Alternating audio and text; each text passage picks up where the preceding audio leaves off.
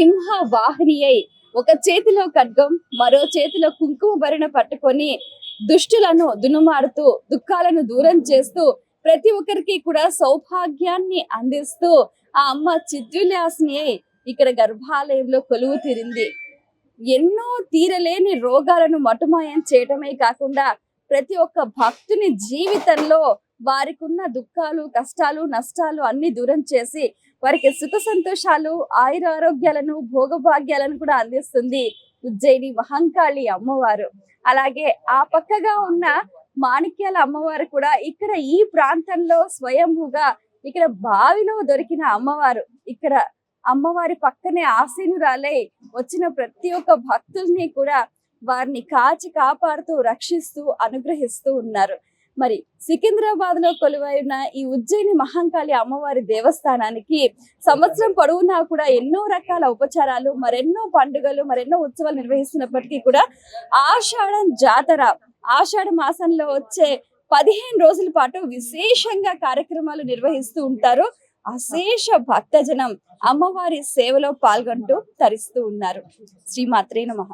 ఉజ్జయిని మహంకాళి అమ్మవారి ఆలయానికి వచ్చిన భక్తులంతా కూడా వారి మొక్కుబడులు తీర్చుకోవటానికి ఇలా అమ్మవారి చుట్టూ కూడా ప్రదక్షిణలు వేస్తే కోరిన కోర్కెలు తీరుతాయి అని చెప్తూ ఉంటారు.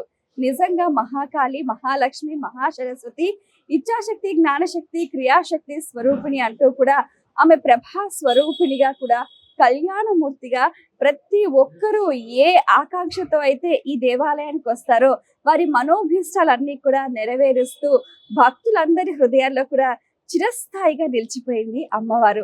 ఇక్కడ మనం చూస్తే గర్భాలయంలో ప్రదక్షిణ మార్గంలో కూడా మనకు ఇక్కడ అమ్మవారి స్వరూపాలు చాలా చక్కగా ఉన్నాయి. అష్టాదశ శక్తి పీఠాలు, శాంకరీదేవి, కామాక్షిదేవి, శృంఖలాదేవి, చాముండేశ్వరి దేవి, జోగులాంబ, ఇలా మనకు గమనిస్తే కూడా అష్టాదశ శక్తి పీఠాల్లో ఉన్న దేవతా స్వరూపాలన్నీ కూడా ఇక్కడ ఈ గర్భాలయ ప్రాంగణంలో గోడలకు కూడా చిత్రపటాలను చాలా అద్భుతంగా అమర్చారు.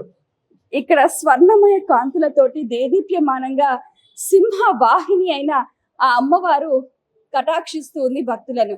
అలాగే మనం చూస్తే కూడా ఇక్కడ ఈ ఆలయం చాలా బాగుంది. ఇక్కడ మనం చూస్తే ఈ ప్రాకారం కానీ ఇక్కడ ఉంటే చాలు మానసిక ప్రశాంతత, మా కష్టాలన్నీ గట్టెక్కాయి, అమ్మ మాకు అండగా ఉంది, అమ్మదయ ఉంటే అన్నీ ఉన్నట్లే అన్న ఒక భావనతోటి ఇక్కడికి వచ్చే భక్తులంతా కూడా ఆ అమ్మవారిని స్మరిస్తూ, జపిస్తూ, సేవిస్తూ ముందుకు సాగిపోతూ ఉన్నారు. ఇక్కడ చూస్తే కూడా అష్టాదశ శక్తి పీఠాలు మనకు కనిపిస్తూ ఉన్నాయి. చాలా చక్కగా చిత్రపటాలు, ఆ అమ్మవారి ఒక్కొక్క స్వరూపం కూడా చాలా అద్భుతంగా మనకు కనిపిస్తూ ఉంది.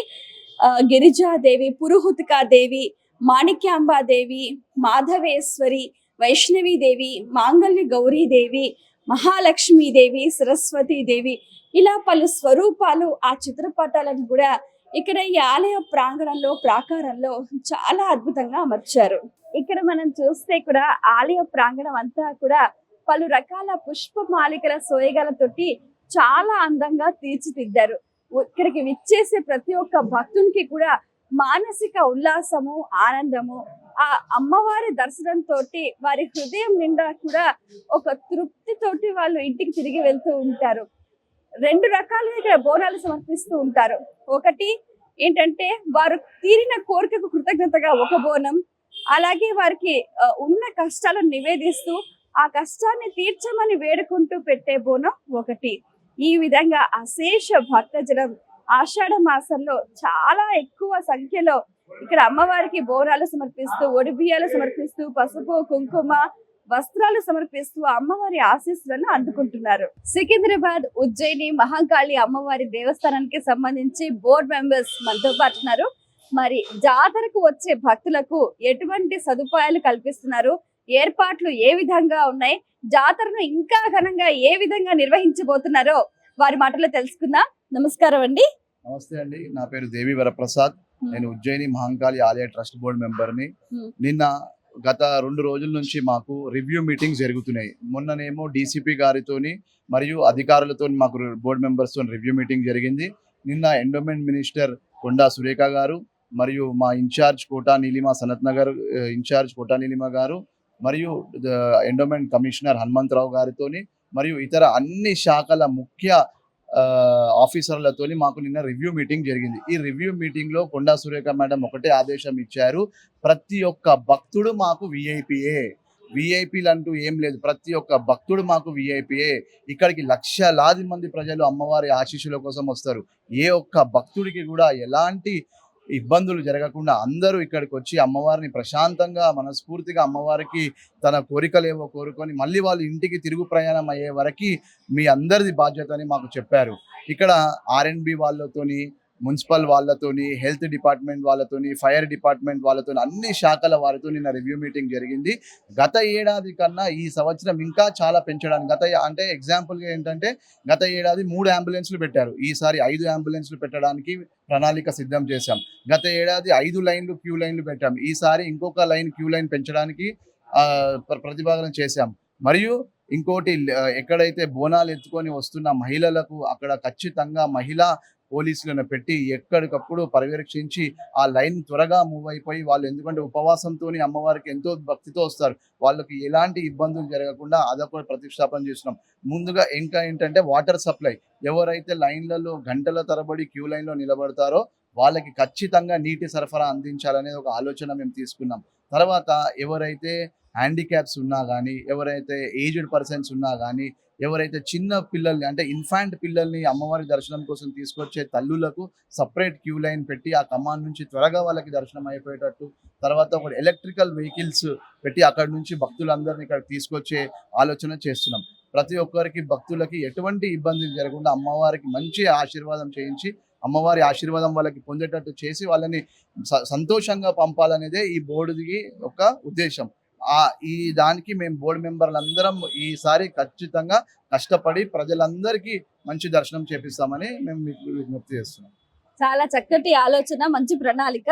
మరి చిన్నపిల్లలకు కానీ, సీనియర్ సిటిజన్స్ కి కానీ అయితే మీడియాని కూడా కొద్దిగా అనుమతించారనో అనుమతించలేదనో కొన్ని రకాల విమర్శలు, ప్రతి విమర్శలు కూడా ఉన్నాయి. దానికి సంబంధించి ఏంటంటే మేడం, అందరూ కూడా జాతరలో చాలా బిజీగా ఉంటారు, ఒకరొకరు చాలా పనులు ఉంటాయి, లక్షల మందిని కోఆర్డినేట్ చేయాలి. సో మీరు ఎవరైతే మీడియా వాళ్ళు ఉన్నారో ఒక ఫెస్టివల్కి ఒక వారం ముందుగానే మీ దగ్గర నుంచి ఒక లెటర్ సిఫారసు తీసుకొచ్చి మా ఈఓ గారికి సబ్మిట్ చేస్తే ఈఓ గారు మీకు సపరేట్ పాస్ లాంటిది, ఐడి కార్డు లాంటిది ఇచ్చినప్పుడు మీకు అలాంటి ఇబ్బంది జరగదు. మీరు త్వరగా అందరు భక్తులు వచ్చేటప్పుడు రాకుండా పొద్దున్నే 3 గంటలకో 4 గంటలకో మీరు వచ్చేసారు అనుకోండి, మీకు అంతా ఇక్కడ ఉంటుంది. మీరు అంతా అంటే అప్పుడు కొన్ని ఘట్టాలు ఉంటాయి, అవన్నీ మీరు షూట్ చేసుకోవచ్చు, మీరు ప్రజలకి చూపించవచ్చు, అదన్నీ ఉంటుంది. మీరు ముందుగా ఒక వారం రోజుల ముందే మాకు సిఫారసు ఇస్తే మీ బ్యాచెస్ మీ వాళ్ళకి అన్నిటి మేము ప్రొవైడ్ చేస్తాం. చాలా చక్కగా తెలియజేశారండి. అలాగే ఇక్కడ బోరం ఎత్తుకొని వచ్చే ఆ మహిళలు, ప్రత్యేకమైన మహిళలకు ప్రత్యేక క్యూ లైన్ ఉంటుంది కదా? ఖచ్చితంగా ఉంటుందండి. మహిళలకు బోనాలతోని ఖచ్చితంగా క్యూ లైన్ ఉంటుంది. కానీ ఒక బోనాలు ఎంబడి ఒక 50 మంది రావడం అలాంటివి చేయొద్దు. బోనం ఎంబడి ఒక సీనియర్ ఒక ఇద్దరు ఉంటే ఖచ్చితంగా మేము వాళ్ళని అలౌ చేసి వాళ్ళకి దర్శనం చేయించే భాగ్యము మేము చూస్తాం. చాలా బాగుంది. అసలు సికింద్రాబాద్ బోనాలు, లష్కర్ బోనాలు అంటే అసలు ఇప్పుడు ప్రస్తుతం వరల్డ్ ఫేమస్ అయిపోయింది అసలు. మరి ఇక్కడ ఈ రంగం కార్యక్రమం సంబంధించి మరి అక్కడ కూడా ఎటువంటి తొక్కిసలాట లేకుండా ఇంకా చాలా ప్రణాళికాబద్ధంగా ఏ విధంగా మీరు చర్యలు తీసుకుంటున్నారు? जय माता दी। माँ काली उज्जैनी माता की आशीर्वाद से और मैडम डॉक्टर नीलिमा की सहायता से ही हमें ये पोस्ट मिली है और उसके ऊपर हम हमारे पूरे जितने भी हमारे नेता लोग हैं उन सबका बहुत बहुत धन्यवाद करते हैं और उनके पूरे विश्वास में हम उनकी कसौटी पे 100% खरा उतरेंगे। किसी भी भक्त को XYZ आप जैसे पूछे मीडिया वालों को वगैरह किसी को भी 0% भी हम तकलीफ नहीं होने देंगे, ये पूरा हम आश्वासन देते हैं। हम 24/7 अवेलेबल रहेंगे, हम घर नहीं जाएंगे। ఓకే, సుమారుగా ఎంతమంది వచ్చే అవకాశం ఉంది? లాస్ట్ టైం క్యాలిక్యులేషన్ ప్రకారం ఒక 25 లక్షల మంది వచ్చిరని ఉంది. ఈసారి కూడా దానికన్నా పెరుగుతుంది తప్ప తక్కువ అనేది జరగదు. చాలా బాగుందండి. మీ ప్రణాళికలు, మీ ఆలోచనలు చాలా అద్భుతంగా ఉన్నాయి. అలాగే ప్రతి ఒక్క భక్తుడు అమ్మవారి ఆశీస్సులు పరిపూర్ణంగా పొందాలని మనస్ఫూర్తిగా ఆకాంక్షిస్తున్నాం. మనం గమనిస్తే కూడా దాదాపుగా 25 లక్షలకు పైగా భక్తులు పలు ప్రాంతాల నుంచి, పలు రాష్ట్రాల నుంచి కూడా ఇక్కడ సికింద్రాబాద్ ఉజ్జయిని మహంకాళి అమ్మవారికి బోనం సమర్పించడానికి వస్తూ ఉంటారు. మరి అమ్మవారి వైభవం ఇంత ఇంత అని మన మాటల్లో వర్ణించడం అసాధ్యం. శక్తి స్వరూపిణి అయిన ఆ అమ్మవారి కరుణ కోసం ప్రతి ఒక్కరూ కూడా 1000 కళ్ళతో వేచి ఉన్నారు. ఆ అమ్మవారి అనుగ్రహం అందరికీ అందాలని మనస్ఫూర్తిగా ఆకాంక్షిస్తున్నాం. ఉజ్జయిని మహంకాళి మాతాకి జై బోలో మాణిక్యాలమ్మ తల్లికి. గంగా భవానీ సమేత సదాశివుడు వారి ఉత్సవమూర్తులు ఇక్కడ కొలువై ఉన్నాయి. ప్రత్యేకమైన పండుగలు పర్వదినాల సందర్భాలలో కూడా ఈ ఉత్సవమూర్తులకు విశేష పూజాది కార్యక్రమాలు నిర్వహిస్తూ ఉంటారు. కొన్ని ప్రత్యేకమైన సందర్భాల్లో ఈ మూర్తులకు కళ్యాణోత్సవం కూడా చాలా వైభవపేతంగా నిర్వహిస్తూ ఉంటారు.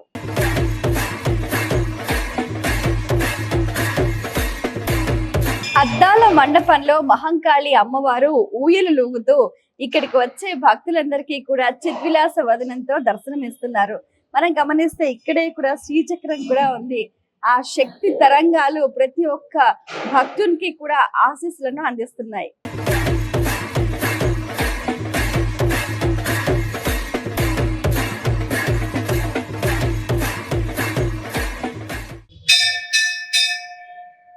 ఇక్కడ ఇదే ఆలయ ప్రాంగణంలో ఇక్కడ పరమేశ్వరుడు కూడా కొలువై ఉన్నారు.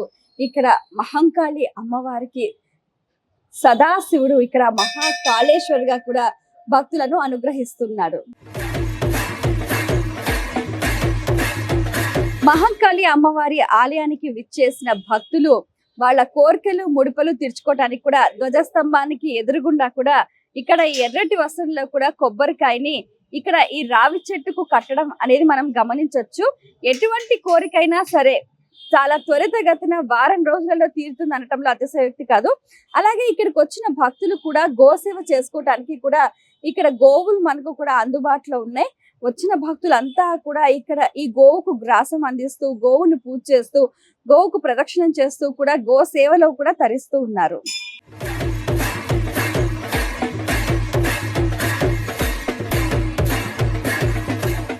ఇక్కడ మనం చూస్తే కూడా ఇక్కడ ఉన్న ఈ రాతితో చేసిన ఈ స్తంభాలు 1972 సంవత్సరంలో కూడా ఇక్కడ సింహం తోటి చాలా అద్భుతంగా చెక్కారు. అద్భుతమైన శిల్పకళా నైపుణ్యంతో తీర్చిదిద్దారు. అయితే ఈ ఆలయంలో ఉన్న అన్ని స్తంభాలు కూడా మొత్తం ఒకటే రాయితోటి చేయటం ఇక్కడ ఈ ఆలయంలో ఉన్న మరో ప్రత్యేకత. అమ్మ చెప్పండి, మీ పేరు ఎక్కడి నుంచి వచ్చారు? అందరికీ నమస్కారము. నా పేరు సత్యవాణి. నేను దమ్మాయి కూడా ఈసీఎల్ దగ్గర నుంచి మహంకాళి అమ్మవారిని చూడటానికి వచ్చాను. ఇక్కడికి వచ్చి మేము బడి బియ్యం అది పోసుకొని ప్రతి సంవత్సరం పెడుతూ ఉంటాము. ఆషాఢ మాసంలో రావడానికి కొంచెం కష్టం అవుతుందని ముందుగా వచ్చి పోసుకొని ఎడుతూ ఉంటాము. ఆవిడ ఆశీస్సులు మాకు ఉంటూనే ఉన్నాయి. శ్రీమాత్రే నమః. మీరు ఈ సదావకాశాన్ని ఇచ్చినందుకు మీ అందరికీ కూడా నమస్కారం. అమ్మ చెప్పండి, మీ పేరు ఎక్కడి నుంచి వచ్చారు? मेरा नाम कुसुम आचार्य है। हम राजस्थान के रहने वाले हैं, भिलवाड़ा के, और हम इधर हैदराबाद 8-10 सालों से इधर आ रहे हैं। हमारा भैया रहता है जो, और हम माँ काली के दर्शन करने में रोज आती हूँ। मेरे को बहुत अच्छा लगा। और ये मैम जो भी प्रश्न कर रही है माता रानी से, और मैं भी यही करती हूँ कि ऐसे ही हम आगे बढ़ते रहें, हमारा ऐसे ही माता रानी आशीर्वाद बनाए रखे। అమ్మ చెప్పండి, మీ పేరు ఎక్కడి నుంచి వచ్చారు? నా పేరు లక్ష్మీ ప్రసన్న అండి. నేను అల్వాల్ నుంచి వచ్చాను. అమ్మవారి దర్శనం ప్రతి సంవత్సరం వచ్చి చేసుకుంటాను, కానీ ఈ సంవత్సరం నాకు చాలా సంతోషంగా ఉందండి. గర్భగుడి దగ్గరికి వెళ్ళాను. నాకు అనుకున్న పనులు విజయం జరగాలని అమ్మవారిని మనస్ఫూర్తిగా కోరుకుంటూ మా వాళ్ళకు మా పిల్లలకు అన్ని మంచి జరగాలి, అందరికీ వచ్చే భక్తులందరికీ సంతోషంగా ఆయురారోగ్యాలతో అందరూ ఉండాలని మనస్ఫూర్తిగా కోరుకుంటున్నానండి. అమ్మ చెప్పండి, మీ పేరు ఎక్కడి నుంచి వచ్చారు? నేను అత్తపూర్ నుంచి వచ్చాను. నా పేరు దివ్య. సో అమ్మవారికి ఏం సమర్పిస్తున్నారు? ఓడి బియ్యము ఎవ్రీ ఇయర్ చెప్పిస్తాము మేము. సో ఇక్కడ సికింద్రాబాద్ లో ఉండేవాళ్ళం మేము, బట్ ఇప్పుడు అత్తపూర్కి షిఫ్ట్ అయ్యాము. కొత్త ఫ్లాట్ తీసుకున్నాము. So super. So every year చేస్తాను నేను. అమ్మవారి అనుగ్రహమేనేమో ఫ్లాట్. చాలా చాలా చాలా. సో ఎన్ని సంవత్సరాల నుంచి వస్తున్నారు ఇక్కడ? ఆల్మోస్ట్ 6 to 7 years అయిందండి. అవునా? ఓకే. ఇక్కడ ఉన్న వేరే చోటకి వెళ్ళినా కూడా అమ్మవారిని ఫాలో అవుతారు, రిచువల్స్ ఫాలో అవుతారు.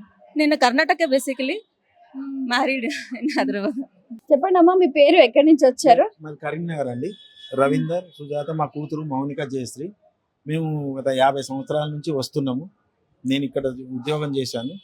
మా ముగ్గురు పిల్లలు కూడా ఇక్కడే పెళ్లిలై ఉన్నారు. వాళ్ళు కూడా ప్రతి నెలకు ఒకసారి ఈ అమ్మవారి పండుగలప్పుడు ఈ జూలై మాసంలో ఇప్పుడు కూడా అమ్మవారి ఉత్సవాలు జరుగుతాయి కదా, ఆషాఢ మాసంలో అవన్నిటికీ జాతరకు వస్తాం. హాజరవుతుంటాం ఇక్కడ.